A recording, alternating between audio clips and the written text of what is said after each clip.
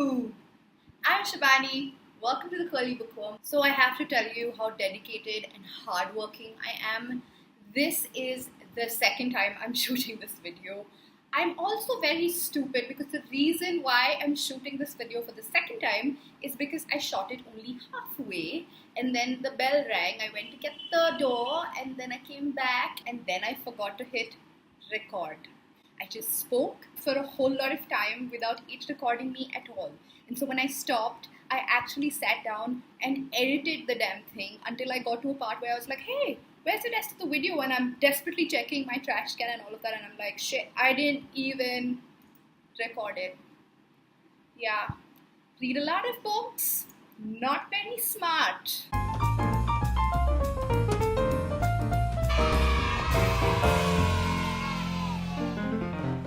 Welcome to my top 3 series. Okay, so you must be wondering what the top 3 series is. Well, you know how people ask you, what, pray do tell, are your top 3 books of all time? I find that that's one of the hardest questions of life. Like, that's just, how do you answer that? I've never been able to answer the what my top 3 books ever are. And I'm going to make these series of videos where I'm going to tell you what my list of top 3 books are, but I'm going to cheat. I'm going to do several lists. So there's going to be several top 3s. Sorry for the cheat, but hey, you get far more books in terms of recommendation. Win-win. So there's one other reason why I'm doing this series. It's because I've been through a lot of BookTube. I've just joined BookTube, but I've been watching BookTube for a while. And I feel like a lot of the books that I've read, things that are not necessarily immensely popular or on the bestseller list or people talking about all the time, some of these books are books that I have read and loved for a very, very long time. I want to share that with you. So that's the other reason why I'm doing the top 3 series. I want to start with White Oleander. This book is written by a woman named Janet Fitch. I have not ever read any other books by her. I happened to pick this up in a second-hand bookstore. You can see it. It's kind of ruined. So The White Oleander is about the relationship between a mother and a daughter, Ingrid and Astrid. Ingrid's the mother who is a poet and she has a super complicated relationship with the world. And Astrid is in awe of her mother. Her mother does something bad and ends up going to jail for it. And so Astrid has to deal with foster care once that happens because her father is not around either. And so this is a book about their very, very complicated relationship because Astrid is in awe of her mother. Ingrid is awe-inspiring to a very large extent, especially when you're reading the book. And what I love about the book is that it's told through Astrid's eyes. And so you literally see this awe that she has for her mother.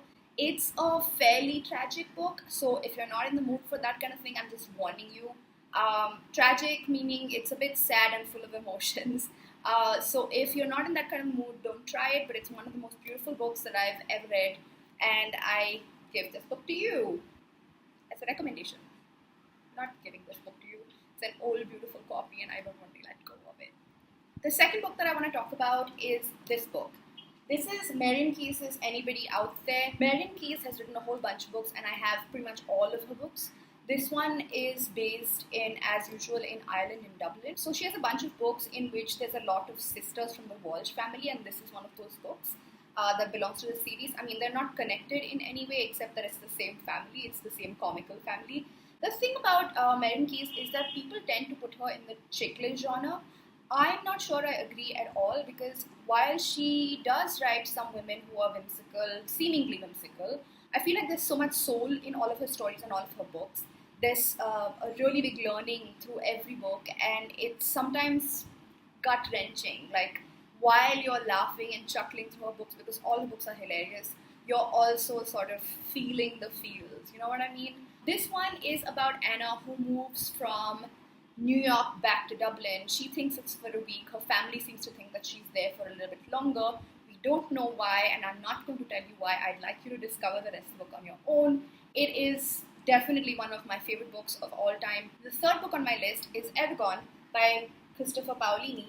And this is one of those books that I picked up before I picked up most fantasy books. It could be also because this is one of those popular books that happened before fantasy exploded as a genre.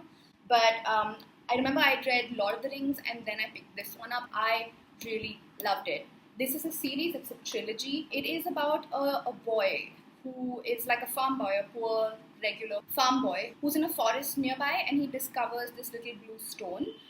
which he obviously thinks he's lucky for finding because, he's poor and he can sell that stone. But over time, he realizes that this stone is not necessarily a stone, it's actually a dragon egg, and it hatches, and then his whole life changes. Because a dragon has entered his life, just in case you were wondering. I'm not going to say much more about this book because the whole world is built around this dragon and him and their adventures together. This has also been made into a movie which I haven't dared watch because I've heard it's terrible. That was part 1 of the never-ending series that is the top 3 series. I hope you enjoyed this video. Please like it, share it, and do all of that thing that you're supposed to do on social media. Share your top 3 books with me because I would love some recommendations. I will see you later. So in the war between Kindle and books, let's talk about the benefits of using the Kindle first.